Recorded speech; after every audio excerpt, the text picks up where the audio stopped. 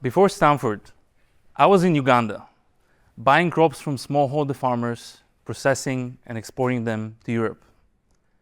While in the factory one day, I got a call from my landlord. "Rahim, there's a thief in your house." I immediately rushed back home, and all I could think about was my big plasma TV. I loved that TV. I'd spent years in college, too broke to afford a decent one, so it was my favorite item. When I arrived, I found my neighbors circling around a man whom they were beating. I was shocked. I tried to stop them, but I couldn't. After the police arrived and everything settled, I checked the damage. My TV, perfectly intact. Outside the house lay the thief's bag. I took a look inside, and this is what I saw. Copper wires, aluminum cans, and scraps of iron. I'd spent $1,000 on my TV, and he risked his life for scraps worth less than $1. My heart broke. I thought about that man a lot, wondering what people like him need. Whenever I talked to the farmers I worked with, they were strikingly concrete. One told me, "I wish I had a tractor, or at least a pair of oxen, so I don't have to do this hard work in the field." Another one went, "I wish I had a smartphone to check the prices for my crops and not get cheated." We talk about the American dream, a nice home, 2 cars, a retirement fund. In most of rural Africa, dreams take a different shape. Electricity at night, school fees for your children, a machine that takes the labor off your back. These are basic tools, so why haven't we figured out how to put them in people's hands? Somebody tried. In the 90s, Mohammed Yunus had a big idea. Lend to people too destitute for banks, and they'll turn their lives around. For that idea, he won the Nobel Peace Prize. Microfinance scaled, and the capital flooded. But the economics never worked. Imagine lending $200 to a farmer in Uganda. To set up, monitor, and collect payments on that loan, an officer had to hop on a motorcycle and drive for hours on dirt roads again and again and again. That loan generates maybe $40 in interest. The math didn't add up. So what was supposed to free people from poverty trapped many in predatory lending. Now, Yunus never gave back his Peace Prize, but he had the right idea. It was just too early.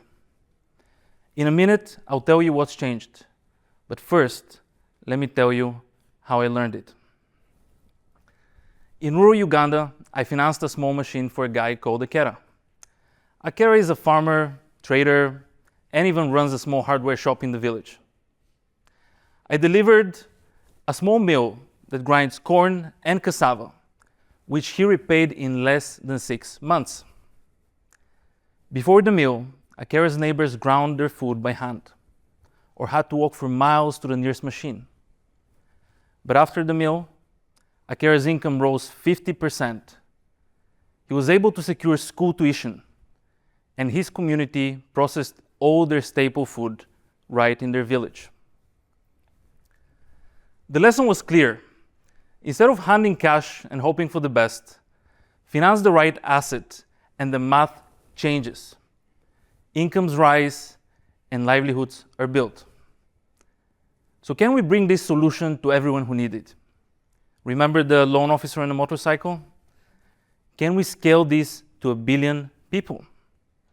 3 things have changed in the past 2 decades to enable this and spur a revolution in microfinance. First is mobile money. In the 2000s, a Kenyan telecom company created M-Pesa.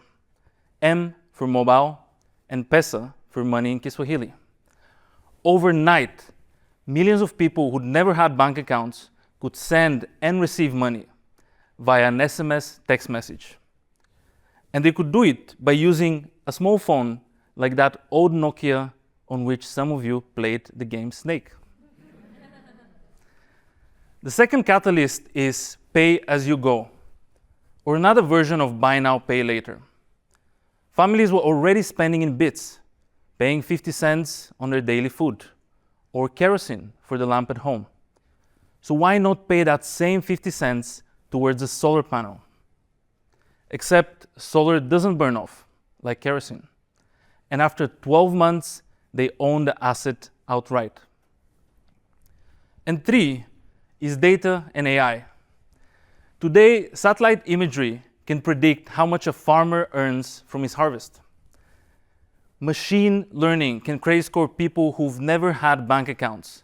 And even voice agents can conduct diligence calls for the fraction of the cost. Microfinance 1.0 was analog, cash-based, and data limited. Microfinance 2.0 is digital, asset-backed, and data-driven.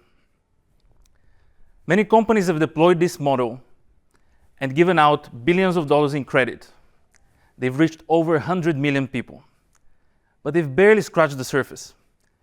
In the next 25 years, Africa will add 1 billion people, and every 1 in 3 young people on Earth will be African.